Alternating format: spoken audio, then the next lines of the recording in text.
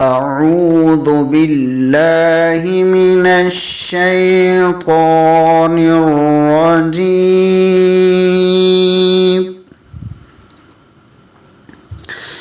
بسم الله الرحمن الرحيم.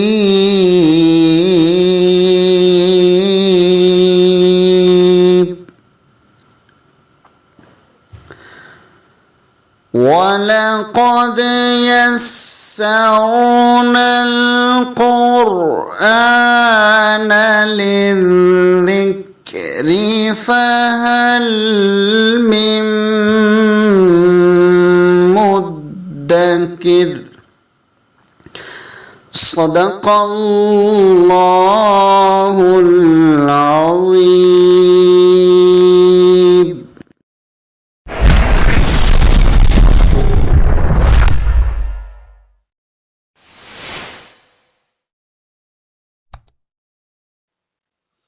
الحمد للہ رب العالمین والصلاة والسلام علی سید الانبیاء والمرسلین وعلی آلہ واصحابہ اجمعین.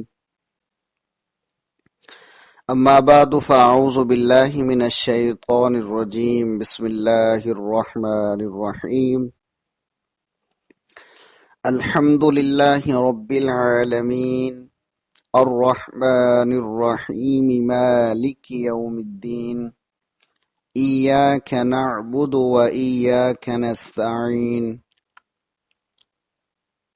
اہدنا الصراط المستقیم صراط الذین انعمت علیہم غیر المغضوب علیہم ولا الضالین آمین. بسم اللہ الرحمن الرحیم. قرآن حکیم کے آغاز میں جو سب سے پہلی سورہ ہے وہ سورہ الفاتحہ ہے. سورہ الفاتحہ کی پہلی 3 آیتوں میں اللہ تعالیٰ نے اپنی ذات بابرکات کا تعارف 4 صفات کے ساتھ کروایا ہے. وہ رب ہے، سب کا پالنے والا ہے. وہ رحمان ہے، سب پر رحم کرنے والا ہے اور بن مانگے دینے والا ہے. وہ رحیم ہے، خاص بندوں پر بڑی مہربانیاں کرنے والا ہے.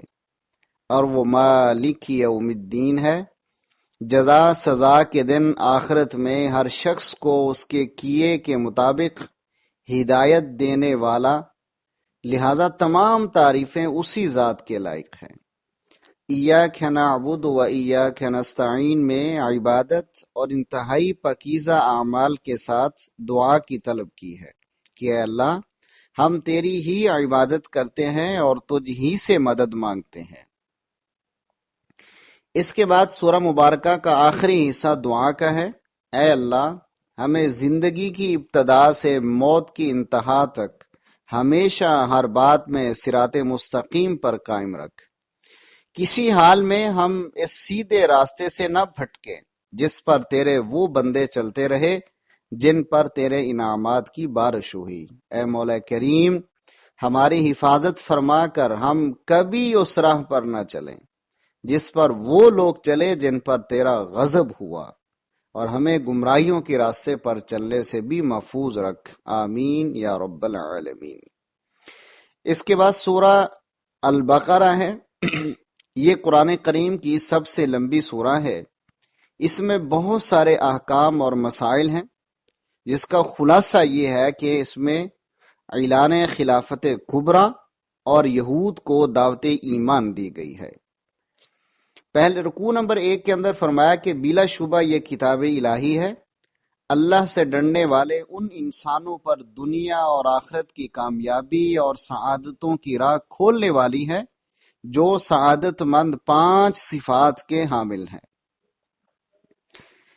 وہ لوگ جو بیدار ضمیر، جو بن دیکھی حقیقتوں کو کتاب حق کی رہنمائی کے مطابق مانتے ہیں، نماز قائم کرتے ہیں، اللہ کے دیے ہوئے میں سے خرچ کرتے ہیں. وہ برحق مانتے ہیں اس کو جو پہلے نبیوں پر اترا، یعنی وہ آسمانی کتابیں، اور اس کو جو قرآن حکیم کی صورت میں آپ صلی اللہ علیہ وسلم پر نازل ہوا. اور وہ آخرت پر یقین رکھتے ہیں، یہی لوگ ہدایت یافتہ ہیں۔ دنیا اور آخرت کی کامیابیاں انہی کا مقدر ہے۔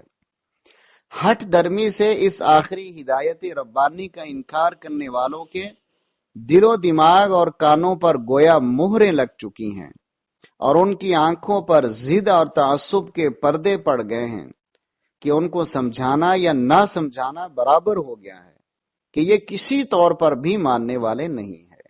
رکوع نمبر 2۔ ان کے علاوہ کچھ لوگ ایسے بھی ہیں جو زبان سے تو اللہ کو اور مرنے کے بعد کی زندگی کو ماننے کے دعوے دار ہیں، مگر ان کے دل ایمان سے خالی ہے۔ یہ منافق لوگ اپنے طرز عمل سے اللہ کو اور ایمان والوں کو دھوکہ دینا چاہتے ہیں، مگر خود دھوکے میں مبتلا ہیں۔ حق کی کامیابی اور اپنے دوغلے پن کی بدولت ان کے مرض نفاق میں اضافہ ہوتا رہے گا۔ یہ لوگ دردناک عذاب کے مستحق ہوں گے۔ یہ فسادی ہیں مگر اصلاح کرنے کے دعوے دار ہیں، عقل سے عاری ہیں مگر ایمان والوں کو بیوقوف بناتے ہیں۔ ایمان والوں کے سامنے ایمان کے دعوے کرنا اور اپنی مجلسوں میں مومنوں کا مذاق اڑانا ان کا شیوا ہے۔ یہ لوگ عقل سے ایسے عاری ہیں کہ انہوں نے ایمان اور ہدایت کے کھرے سکوں کے بدلے کفر اور گمراہی کا نکارا مال پسند کر لیا ہے۔ ان کی محرومی کی مثال ایک ایسے مسافر کی ہے جو راستہ دیکھنے کے لیے آگ جلائے، مگر جب ارد گرد روشنی ہو جائے تو خود بینائی سے محروم ہو جانے۔ اور اس میں بعض ایسے ہیں جو مسلمانوں کا ساتھ دینے کے لیے دنیاوی فائدے دے کر چند قدم اٹھاتے ہیں، پھر پابندیوں اور راہ حق میں قربانی کے مطالبوں کو دیکھ کر ٹھٹک جاتے ہیں۔ اعلان خداوندی ہے، یہ لوگ اخلاص کے ساتھ ایمان نہ لائے تو ہمیشہ کے لیے دولت ایمان سے محروم ہو جائیں گے۔ رکوع نمبر 3۔ اللہ رب العزت کا اپنے بندوں سے پہلا ارشاد یہ ہے کہ لوگوں اپنے رب کی عبادت کرو تاکہ تم نیکوکار بن جاؤ۔ وہ تمہارا بھی خالق ہے اور تم سے پہلوں کا بھی خالق ہے۔ وہی زمین کو فرش اور آسمان کو چھت بنانے والا ہے، بارش برسانے والا، پھر اس پانی کی بدولت زمین سے تمہاری غذا اگانے والا ہے۔ وہ اکیلا ہے، کسی کو اس کا مد مقابل نہ بناؤ، شریک نہ ٹھہراؤ۔ وہ وحدہ لا شریک ہے، لم یلد ہے ولم یولد ہے ولم یکن لہ کفوا احد ہے۔ اور سنو کہ اس نے تمہاری رہنمائی کے لیے قرآن مجید کی صورت میں آخری ہدایت نامہ نازل فرما دیا ہے، اس پر ایمان لے آؤ۔ اگر تمہارا خیال ہے کہ قرآن کریم اللہ کی بھیجی ہوئی کتاب نہیں ہے تو سارے مل کر اس جیسی ایک صورت بنا کر لے آؤ۔ اگر تم سے یہ نہ ہو سکا اور کبھی نہیں ہو سکے گا، تم انکار کرنے والے ہو کر جہنم کا ایندھن بنو گے۔ رسالت مآب صلی اللہ علیہ وسلم کی بشارت سنو، جو اس آخری ہدایت کو مانیں گے جنت ان کی منتظر ہوگی، جہاں نہریں جاری ہوں گی، نئے نئے پھل کھائیں گے اور ہمیشہ پاکیزہ ساتھیوں کے ساتھ رہیں گے۔ یاد رکھو قرآن کریم کی تمام مثالیں حقیقت کی وضاحت کے لیے ہیں، مچھر کی ہو یا مکڑی کی۔ ایمان والے ان کو اپنے رب کی طرف سے سمجھتے ہیں، مگر ہٹ دھرم منکر اعتراض کر کے گمراہی مول لیتے ہیں۔ یہی بدچلن لوگ رب کی فرما برداری کا وعدہ کر کے پھر اسے توڑ ڈالتے ہیں۔ یہ قطع رحمی کرنے والے اور فسادی ہیں۔ لوگو اللہ کا انکار کیسے کرتے ہو؟ تم کچھ بھی نہیں تھے، اس نے تمہیں پیدا کیا، تمہارا وجود ہی نہیں تھا۔ وہی تمہیں موت سے دوچار کرے گا، پھر دوبارہ ہمیشہ رہنے والی زندگی دے کر اپنے سامنے کھڑا کرے گا۔ کائنات میں جو کچھ ہے اسی نے پیدا کیا ہے، آسمان بھی اسی نے بنائے ہیں، وہی ہر شے کا جاننے والا ہے، وہ علیم بذات الصدور بھی ہے۔ رکوع نمبر 4۔ یاد کرو اللہ تعالیٰ نے فرشتوں سے فرمایا میں زمین میں اپنا خلیفہ بنانے والا ہوں۔ فرشتوں نے عرض کیا ہم تیری عبادت اور خدمت کے لیے حاضر ہیں۔ ہمارا خیال ہے کہ وہ زمین میں فساد پھیلائے گا۔ اللہ جل شانہ نے فرمایا فرشتوں اپنے کاموں کی حکمتوں سے میں خوب واقف ہوں۔ پھر آدم علیہ السلام کو جملہ علوم کی تعلیم دی گئی جن کی فرشتوں کو ضرورت اور صلاحیت نہ تھی۔ فرشتوں سے ان کے بارے میں دریافت کیا گیا تو انہوں نے اپنی عاجزی کا اظہار کیا۔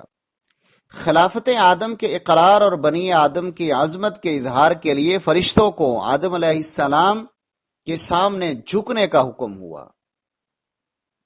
تو ابلیس جو آج تک فرشتوں کے ساتھ شامل تھا اکڑ گیا، اس نے آدم علیہ السلام کے سامنے جھکنے سے انکار کر دیا اور کافروں میں سے ہو گیا۔ آدم اور حوا جنت میں رہنے لگے، انہوں نے ایک درخت کا پھل نہ کھانے کا انہیں حکم ہوا، شیطان نے ان کو بہکایا اور پھر انہوں نے اس ممنوع پھل کو کھا لیا۔ پھر دونوں زمین پر بھیج دیے گئے۔ پھر اللہ کریم نے آدم علیہ السلام کو معافی مانگنے کا طریقہ سکھایا۔ ربنا ظلمنا انفسنا وان لم تغفر لنا وترحمنا لنكونن من الخاسرین، اور پھر ان کی توبہ قبول ہو گئی۔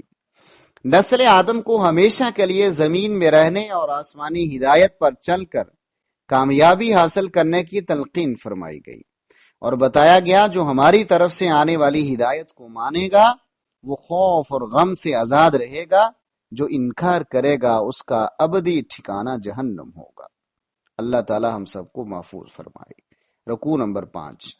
بنی اسرائیل پر یہ حقیقت واضح فرمائی گئی کہ آدم علیہ السلام کی خلافت کے خلاف جس قسم کا غم و غصہ اور حسد ابلیس کو تھا، اسی طرح کا غم و غصہ اور حسد اللہ کے آخری رسول اور قرآن مجید کے خلاف تم کو ہے۔ مگر جس طرح شیطان کی خواہش کے علی الرغم آدم علیہ السلام کی خلافت قائم ہو کر رہی، اسی طرح تمہاری دشمنی اور حسد کے باوجود حضور صلی اللہ علیہ وسلم کی رسالت قائم ہو کر رہے گی۔ لہذا بنی اسرائیل، ہماری نعمتوں کو یاد کرو، ہمارے ساتھ کیا گیا وعدہ پورا کرو، قرآن مجید پر ایمان لے آؤ، دنیا کی حقیر جمع پونجی کے بدلے آیات الہی کو فروخت نہ کرو، حق اور باطل کو گڑبڑ نہ کرو، نماز قائم کرو، زکوٰۃ دو، لوگوں کو نیکی کا حکم کرو، مگر خود بھی تو عمل کرو۔ راہ اسلام کی مشکلات پر صبر اور نماز کے ساتھ مدد حاصل کرو۔ نماز ایک مشکل عمل ہے، مگر اللہ کے حضور ان جھکنے والوں کے لیے کچھ بھی مشکل نہیں ہے جو لوگ اللہ کے حضور پیش ہونے کا یقین رکھتے ہیں۔ رکوع نمبر 6۔ ارشاد الہی ہے، بنی اسرائیل میری نعمتوں کو نہ بھولو، اور خصوصاً ان نعمتوں کو کہ تمہیں دنیا کی قوموں پر فضیلت دی گئی تھی۔ آخرت سے ڈرو جہاں کوئی کسی کے کام نہ آئے گا۔ دیکھو فرعون تمہارے بیٹوں کو قتل کرتا ہے، تمہاری عورتوں کو غلام بناتا، پھر ہم نے تم کو اس سے ظلم و ستم سے نجات دی، سمندر میں راستہ بنا، تم بچ کر نکل گئے، اور فرعونی تمہارے سامنے غرق ہو گئے۔ پھر تم نے موسیٰ علیہ السلام کے کوہ طور پر جانے کے بعد بچڑے کی پرستش شروع کر دی، مگر جب تم نے توبہ کی تو ہم نے تمہیں معاف کر دیا، پھر تمہاری ہدایت کے لیے تمہیں تورات عطا فرمائی۔ تمہاری یہ گستاخی بھی ناقابل فراموش ہے کہ جب تک ہم اللہ کو اپنے سامنے موجود نہ پائیں پس ہم ماننے کو تیار نہیں۔ تم پر عذاب آ گیا، مگر موسیٰ علیہ السلام کی درخواست پر تمہارا قصور معاف کر دیا گیا۔ دھوپ سے بچاؤ کی خاطر تم پر بادلوں کے سائبان تان دیے، اور تمہیں کھانے کو عمدہ غذائیں دی گئیں۔ اور وہ وقت بھی قابل غور ہے جب تمہیں کہا گیا کہ ایک شہر کی آبادی میں سر جھکائے ہوئے توبہ کرتے ہوئے فاتحانہ داخل ہو جاؤ اور زندگی کی جملہ ضروریات حاصل کرو، مگر تم نے ہماری بتلائی ہوئی بات کو بدل ڈالا، پھر ہم نے تمہاری بغاوت کے باعث تمہیں عذاب میں مبتلا کر دیا۔ رکوع نمبر 7۔ بحیرہ قلزم عبور کرنے کے بعد صحرائے سینا میں بنی اسرائیل کو پانی کی قلت کا سامنا ہوا تو موسیٰ علیہ السلام کی دعا سے 12 چشمے جاری ہو گئے۔ فانفجرت منہ 12 عینا قد علم کل اناس مشربہم۔ بنی اسرائیل سے فرمایا گیا کہ اللہ کی نعمتیں کھاؤ، ان کی ناقدری نہ کرو، مگر وہ من و سلوہ جیسی نعمتوں کی قدر کرنے کی بجائے ساگ پات، ترکاریاں، گندم، مسور اور ککڑیاں وغیرہ مانگنے لگے، لہٰذا ان پر ذلت مسلط ہو گئی اور اللہ تعالیٰ کے غضب کا شکار ہو گئے۔ وہ غضب الہی کا نشانہ کیوں نہ ہوتے؟ انہوں نے آیات الہی کا انکار کرنے اور انبیاء کو قتل کرنے سے بھی دریغ نہیں کیا تھا۔ رکوع نمبر 8۔ اللہ پاک کے ہاں عزت کا ذریعہ نسب نہیں بلکہ ایمان اور عمل صالح ہے۔ اس رکوع میں یہود کی 3 عہد شکنیوں اور ان کے نسلی غرور کا تذکرہ کچھ اس طرح کیا ہے۔ فرمایا ہم نے تورات پر عمل کرنے کا وعدہ تم سے اس اہتمام کے ساتھ لیا تھا کہ تم پر پہاڑ بلند کر دیا گیا تاکہ تمہارے اندر یہ احساس بیدار ہو کہ اگر ہم نے اللہ کا حکم نہ مانا تو پہاڑ ہم پر گر جائے گا اور ہم نیست و نابود ہو جائیں گے، مگر اس پر بھی تم نے وعدہ توڑا۔ اگر اللہ کریم کا فضل شامل حال نہ ہوتا تو اب تک تمہارا قصہ پاک کر دیا جاتا۔ پھر تم نے ہفتہ کے دن مچھلیوں کے شکار پر پابندی ہونے کے باوجود ہیلا سازی کر کے مچھلیاں پکڑی اور ہفتے کے احترام کو پسے پش ڈال دیا۔ تمہاری صورتیں مسخ کر کے تمہیں بندر اور خنزیر صفت بنا دیا گیا۔ یہود نے تیسری سرکشی گائے کو ذبح کرنے کے حکم کے وقت کی جب انہیں گائے کو ذبح کرنے کا حکم ہوا تو اس حکم پر طرح طرح کے سوال کھڑے کیے۔ بالآخر بادل نخواستہ موسیٰ علیہ السلام کے سامنے سر جھکانا پڑا۔ انہوں نے گائے کو تو ذبح کر دیا مگر دل سے ایسا کرنے کو آمادہ نہیں تھے۔ رکوع نمبر 9۔ بنی اسرائیل میں ایک شخص کو اس کے اپنے عزیزوں نے قتل کر دیا مگر وہ اس کے قتل کا الزام دوسروں پر دھرنے لگے۔ اللہ تعالیٰ نے حکم دیا کہ ذبح شدہ گائے کے لیے گوشت کا ٹکڑا مقتول پر مارو۔ اس طرح مقتول زندہ ہو گیا اور اس نے قاتل کا نام بتا دیا۔ یہ واقعہ قدرت خداوندی کا ایسا نشان تھا کہ بنی اسرائیل کے سر خدا کی عظمت کے سامنے جھک جاتے مگر ان کے دل تو پتھروں سے زیادہ سخت تھے۔ پتھروں سے تو چشمے پھوٹتے ہیں، نہریں نکلتی ہیں، اور پتھر تو اللہ کے خوف سے ریزہ ریزہ ہو جاتے ہیں، مگر سنگ دل انسان پر کچھ اثر نہیں ہوتا۔ قساوت قلبی اور سرکشی ان کا قومی نشان بن گئی ہے۔ آج بھی یہود کا یہی حال ہے۔ اللہ کا کلام سنتے ہیں اور جانتے بوجھتے اس میں ہیر پھیر کرتے ہیں۔ ایسے بے ضمیروں سے ایمان لانے کی توقع فضول ہے۔ یہ لوگ اپنی مصلحتوں کی خاطر سربرے آبراہ مسلمانوں کے سامنے اظہار کرتے ہیں اور کبھی کبھار مسلمانوں کی خوشنودی کی خاطر حضور صلی اللہ علیہ وسلم کے حق میں تورات کی کوئی پیش گوئی بھی کر دیتے ہیں، مگر علیحدہ ہو کر ایک دوسرے کو سمجھاتے ہیں کہ مسلمانوں کو کوئی ایسی بات نہ بتاؤ جسے وہ کل تمہارے خلاف دلیل کے طور پر پیش کریں، حالانکہ اللہ ان کے سب کھلے چھپے اعمال سے واقف ہے۔ یہ بدبخت چند ٹکڑوں کی خاطر تورات میں تحریف کرتے ہیں، تبدیلیاں کرتے ہیں۔ لعنت ہو ان کے لکھنے پر اور لعنت ہو ان کی اس کمائی پر۔ ان کی ساری سرکشیوں کے باوجود ان پڑھ نجات کی بڑی بڑی امیدیں باندھے ہوئے ہیں۔ ان کا کہنا ہے کہ ہم جہنم میں چند روز سے زیادہ نہیں رہیں گے، گویا انہوں نے اپنے رب سے کوئی معاہدہ کر رکھا ہے۔ سنو، ہرگز نہیں۔ حقیقت یہی ہے کہ نجات ایمان اور عمل صالح سے وابستہ ہے۔ نسلی غرور پر بھروسہ کرتے ہوئے برائیوں میں مگن رہنے والے یقیناً عذاب الہی کے مستحق ہوں گے۔ رکوع نمبر 10۔ میثاق بنی اسرائیل کی بڑی بڑی باتیں جو اس رکوع میں بیان کی گئی ہیں، مثلا بنی اسرائیل سے اللہ نے یہ وعدہ لیا، اللہ کے سوا کسی کی عبادت نہ کرنا، ماں باپ کے ساتھ احسان کرنا، رشتہ داروں، یتیموں، مسکینوں اور عام لوگوں کے ساتھ اس نے سلوک کرنا، نماز قائم کرنا، زکوٰۃ ادا کرنا، مگر یہ لوگ سب کچھ اقرار کر لینے کے باوجود اللہ کی نافرمانیوں میں مشغول رہے۔ پھر ان کو حکم دیا گیا سزا کے طور پر کہ ایک دوسرے کو قتل نہ کرو اور اپنے کمزوروں کو گھروں سے نکال کر بے گھر نہ کرو۔ یہ آزمائش تھی۔ یہودیوں نے اس حکم کا اس طرح مذاق اڑایا کہ طاقتوروں نے کمزوروں کو تہ کرنا شروع کر دیا اور ایک فریق دوسرے فریق کے خلاف ظلم سے جتھا بندی کر کے اسے اس کے وطن سے باہر نکالنے لگا۔ لیکن جب کچھ لوگ قیدی بن گئے تو اپنی مذہبیت جتلانے کی خاطر قیدیوں کو فدیہ دے کر چھڑانے لگے۔ یہ گمراہی کی انتہا تھی کہ قیدیوں کو چھڑانے کے وقت تو اللہ یاد آ گیا، شریعت یاد آ گئی، لیکن اپنے بھائیوں کو قتل کرنے اور گھروں سے بے گھر کرتے وقت ان کو ذرہ بھر شرم محسوس نہ ہوئی۔ ارشاد الہی ہے کہ اپنی پسند کے بعض حکموں پر عمل کرنے اور دوسرے احکام کو ڈٹائی کے ساتھ پسے پش ڈالنے والوں کی سزا یہ ہے کہ ایسے لوگ دنیا میں ذلیل اور آخرت میں بھی رسوا کن عذاب سے دوچار ہوں گے۔ کو نمبر 11، بنی اسرائیل کے پاس موسیٰ علیہ السلام تشریف لائے، ان کے بعد پے در پہ مسلسل پیغمبر بھیجے گئے۔ پھر حضرت موسیٰ علیہ السلام واضح دلائل کے ساتھ آئے، مگر جو رسول بھی ان کی من مرضی کے خلاف پیغام حق لایا، انہوں نے اس کا حکم ماننے سے انکار کر دیا۔ بعض پیغمبروں کو جھٹلایا اور بعض کو شہید کر ڈالا۔ بنی اسرائیل کے نبیوں کو جھٹلانے اور شہید کرنے کی تاریخ بیان کرتے ہوئے فرمایا گیا کہ جس طرح یہ لوگ ہمیشہ سچائی کے منکر رہے ہیں، اسی طرح آج بھی حق کی مخالفت میں سرگرم ہیں۔ یہ کہتے ہیں کہ ہمارے دل حق کی قبولیت کے لیے بند ہو گئے ہیں، در حقیقت ان پر اللہ کی پھٹکار پڑی ہے۔ یہ ایسے بدبخت ہیں کہ حضور صلی اللہ علیہ وسلم کی تشریف آوری سے پہلے آپ کے توسل سے دشمنوں کے مقابلے میں فتح کی دعائیں مانگتے تھے، مگر جب آپ تشریف لے آئے تو انہوں نے پہچان بھی لیا کہ آپ نبی موعود ہیں۔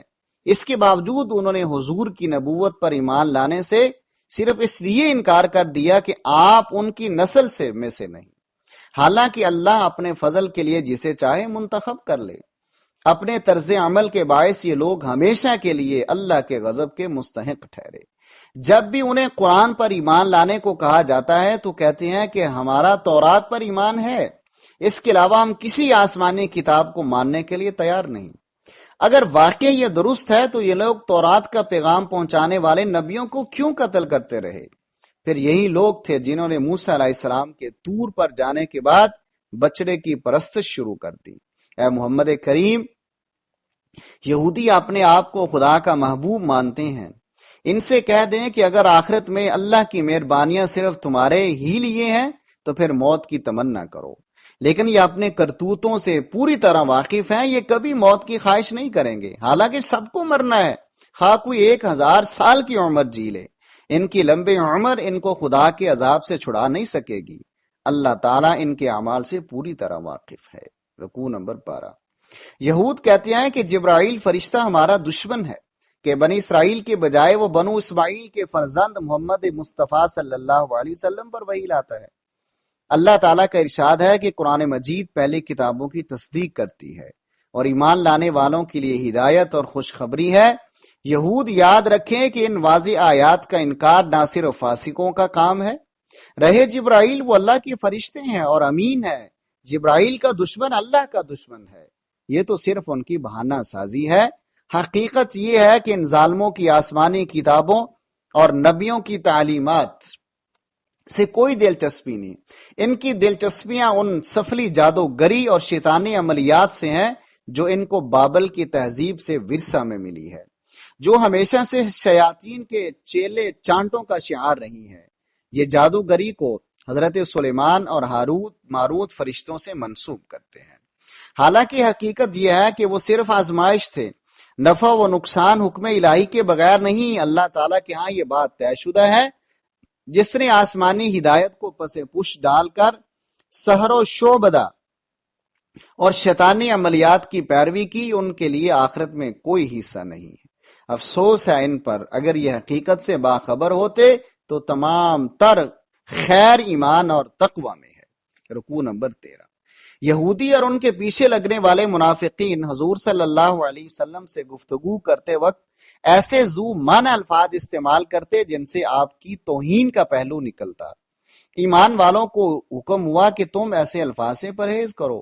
یہودیوں کے اصلی مرض کا ذکر فرمایا کہ وہ اپنے نسلی تعصب کی وجہ سے ہرگز نہیں چاہتے کہ مسلمانوں پر کوئی خیر و برکت نازل ہو، لیکن اللہ تعالیٰ انسانی خواہشوں کا پابند نہیں، وہ جسے چاہتا ہے اپنی رحمت کے لیے چن لیتا ہے۔ ایک حکم کی جگہ دوسرا حکم کسی مصلحت کی خاطر اترتا ہے یا منسوخ ہوتا ہے تو یہ لوگ فوراً اعتراض کرتے ہیں۔ فرمایا گیا کہ اللہ ہر شے پر قادر ہے، جب ایک حکم منسوخ کیا جاتا ہے تو اس کی جگہ ویسے ہی یا اس سے بہتر حکم نازل ہو جاتا ہے۔ پھر فرمایا گیا کہ اے مسلمانوں، تم ایسی روش اختیار نہ کرنا جو بنی اسرائیل نے کی تھی، تم رسول اللہ صلی اللہ علیہ وسلم سے بے سوالات نہ کرنا، کیونکہ ایمان لانے کے بعد کافرانہ روش انسان کو ہدایت سے بہت دور پھینک دیتی ہے۔ حسد کی جلن کے باعث اہل کتاب کی سب سے بڑی خواہش یہ ہے کہ مسلمان ایمان لانے کے بعد کفر کو اختیار کر لیں۔ مسلمانوں، تم ان کے بارے میں خدائی فیصلے کا انتظار کرو اور انہیں ان کے حال پر چھوڑ دو۔ نماز قائم کرو، زکوٰۃ ادا کرو اور اپنے لیے نیکیوں کو ذخیرہ آخرت بناتے رہو۔ یہودیوں اور نصرانیوں کی یہ صرف جھوٹی خواہشیں اور آرزویں ہیں کہ جنت میں صرف یہودی جائیں گے یا عیسائی۔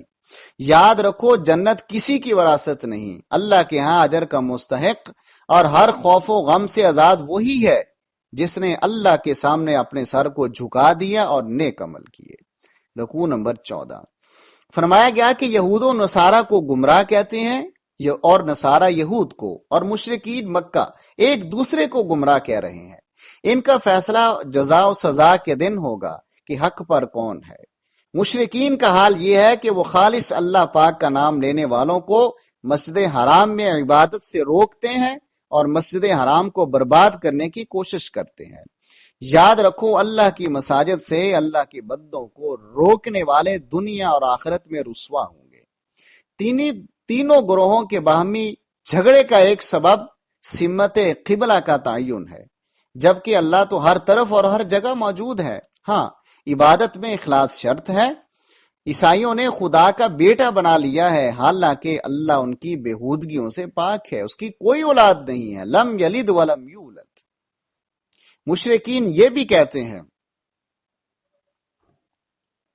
کہ اے محمد کریم صلی اللہ علیہ وسلم، آپ بشارت دینے والے اور بدعملی کے برے نتائج سے ڈرانے والے ہیں۔ آپ ان کے ایمان نہ لانے سے مغموم نہ ہوں اور ان کی خواہشات کے پیچھے بالکل نہ جائیں۔ ان کی سب سے بڑی خواہش تو یہ ہے کہ آپ اللہ کی طرف سے آئی ہوئی ہدایت کو چھوڑ کر ان کے طریقے کو اپنا لیں۔ یہود و نصارہ میں صرف ایسے انصاف پسند بھی ہیں جنہوں نے حق کو پہچان لیا، حضور پر ایمان لے آئے اور قرآن کو اس طرح تلاوت کرتے ہیں جس طرح اس کا حق ہے۔ یہی دنیا و آخرت میں فائز المرام ہوں گے۔ رہے ضد کی بنا پر انکار کرنے والے، سو وہ ہمیشہ کا خسارہ ان کا مقدر ہو چکا ہے۔ رکوع نمبر 15۔ گزشتہ رکوع میں مشرکین مکہ اور نصارہ کے طرز عمل پر تنقید کرتے ہوئے ان کو ایمان کی دعوت دی گئی تھی، اور اب یہود کو انعامات الہی یاد دلا کر اور آخرت کی جواب دہی کا احساس دلا کر ایمان کی دعوت دی جا رہی ہے۔ اور تینوں گروہوں کے مقتدائے اعظم حضرت ابراہیم علیہ السلام کی سرگزشت سے ثابت کیا جا رہا ہے کہ محمد رسول اللہ صلی اللہ علیہ وسلم کا طریقہ ہی ملت ابراہیمی ہے۔ ارشاد الہی ہے کہ جب اللہ کے خلیل ابراہیم کی جب بھی آزمائش ہوئی تو وہ ہر آزمائش میں پورے اترے، لہٰذا ہم نے پورے عالم کی امامت ان کے سپرد کر دی۔ انہوں نے عرض کیا، یا الہی کہ یہ ہدایت و دعوت کی امامت میری نسل میں بھی جاری رہے، تو انہیں فرمایا گیا کہ بدعہد اور مشرک منصب امامت کے اہل نہیں ہوں گے۔ ابراہیم اور اسماعیل علیہ السلام نے اللہ کے حکم سے بیت اللہ کی تعمیر کی، اور تعمیر کی تکمیل پر رب تعالیٰ سے یوں دست بدعا ہوئے کہ اے اللہ، اس شہر کو امن والا بنا، اس کے ایماندار باشندوں کو پھلوں کا وافر رزق عطا فرما۔ اے اللہ، ہم سے تعمیر کعبہ کی خدمت کو قبول فرما لے، ہمیں اور ہماری اولاد کو ہمیشہ اپنی فرما برداری کی توفیق عطا فرما، اور ہمیں ہماری عبادت کے طریقے سکھا دے۔ اے اللہ، ان میں ایک ایسا رسول بھیج جو ان کو تیری آیات پڑھ کر سنائے اور کتاب و حکمت کی تعلیم دے اور ان کی زندگیاں سنوار دے۔ رکوع نمبر 16۔ حضرت ابراہیم علیہ السلام ہمارے برگزیدہ رسول تھے، آخرت میں ان کا بہت بلند مقام ہوگا۔ ان کے طریقے کو چھوڑنا حماقت کے سوا کچھ نہیں۔ وہ اپنے رب کے حقیقی فرما بردار تھے۔ انہوں نے اور ان کے پوتے یعقوب نے اپنی اولاد کو مسلمان رہنے اور مسلمان مرنے کی وصیت کی تھی۔ یہ پاک باز انسان صحیح عقیدے اور درست عمل پر قائم رہے۔ یہود و نصارہ کہتے ہیں کہ یہود کے ہدایت یہودیت اور نصرانیت میں ہے۔ یاد رکھو، ہدایت صرف ملت ابراہیم کے ساتھ وابستہ ہے۔ مسلمان تم کہہ دو کہ ہمارا ایمان انہی باتوں پر ہے جس پر ابراہیم علیہ السلام، اسماعیل علیہ السلام، اسحاق و یعقوب علیہ السلام، ان کی اولاد اور موسیٰ و عیسیٰ علیہ السلام کا ایمان تھا۔ اگر تم نے اسی طرح ایمان رکھا جیسے ہم ایمان لائے ہیں تو تم ہدایت پاؤ گے، ورنہ اللہ تعالی خود تم سے نپٹے گا۔ ہم نے اللہ کا رنگ اختیار کیا ہے، صبغۃ اللہ، ومن احسن من اللہ صبغۃ ونحن له عابدون، اور اللہ واحد کی خالص عبادت سے بہتر کوئی رنگ نہیں ہے۔ تمہارا یہ کہنا بالکل غلط ہے کہ حضرت ابراہیم علیہ السلام، حضرت اسماعیل علیہ السلام، حضرت اسحاق علیہ السلام، حضرت یعقوب علیہ السلام اور ان کی اولاد یہودی یا عیسائی تھے۔ ایسا نہیں ہے، تم زیادہ جانتے ہو یا اللہ جانتا ہے۔ اچھی طرح سن لو کہ عقیدہ توحید اختیار کرو گے اور نیک اعمال کرو گے تو کامیاب ہو جاؤ گے۔ یہ جن کے دعوے اور جن کے پیچھے تم چل رہے ہو یہ تمہارے کچھ کام نہیں آئیں گے۔ وآخر دعوانا ان الحمد للہ رب العالمین۔